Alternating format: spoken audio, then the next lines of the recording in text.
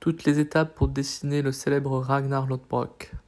Je commence par tracer une verticale avec le cercle pour bien positionner la bouche, le front, le nez et le menton. Ensuite, je viens tracer progressivement des formes simples pour dessiner le nez.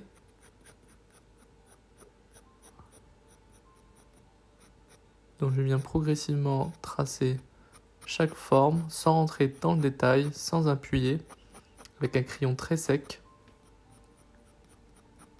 Je viens travailler sur l'arête du nez, bien délimiter aussi l'espacement entre les yeux.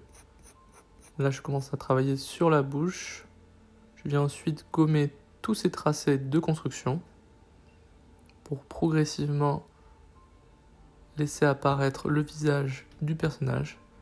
Et là, je viens directement travailler avec mon crayon noir.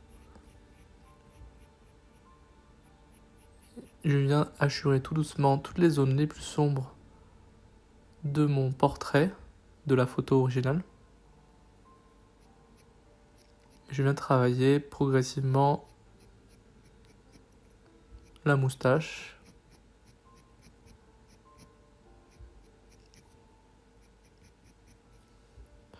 Je dessine la barbe poil par poil. Essayer de travailler vraiment sur le poil et pas faire un effet trop de masse. Idem pour tous les petits détails qui sont sur la peau. Donc voilà, il y a des taches de sang, il y a de la saleté, il y a des tatouages. Donc là, c'est vraiment de coller le maximum à la référence. Et à fur et à mesure d'appuyer un peu plus sur mon crayon pour travailler de plus en plus le contraste de ce dessin.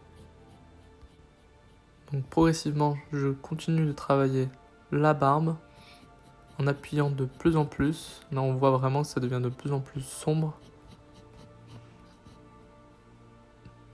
Et je viens faire les détails tout doucement, en prenant mon temps sur chaque détail pour avoir vraiment un effet réaliste. Là, j'utilise un petit outil que je viens rajouter sur mon crayon parce qu'il est de plus en plus court, à force de le tailler.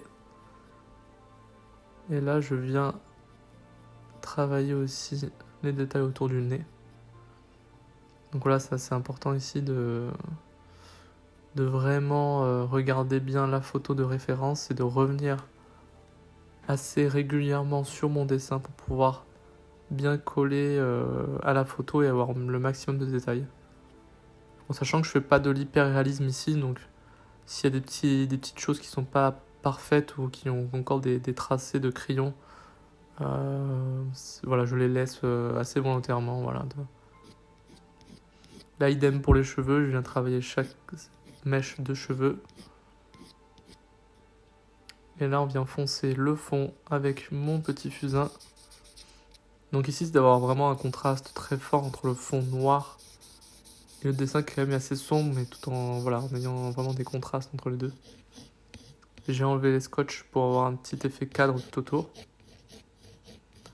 Et là, je continue de travailler toutes les zones, toutes les mèches.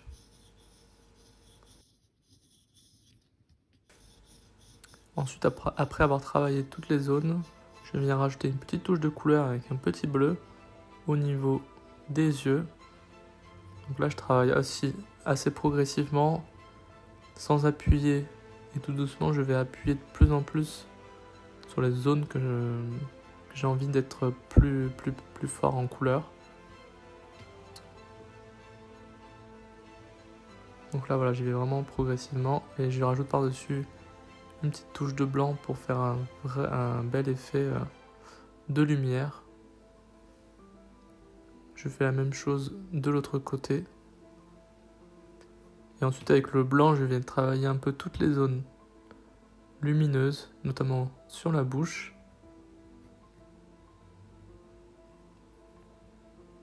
Je viens aussi en rajouter quelques touches de stylo blanc pour faire quelques poils de barbe bien blanches.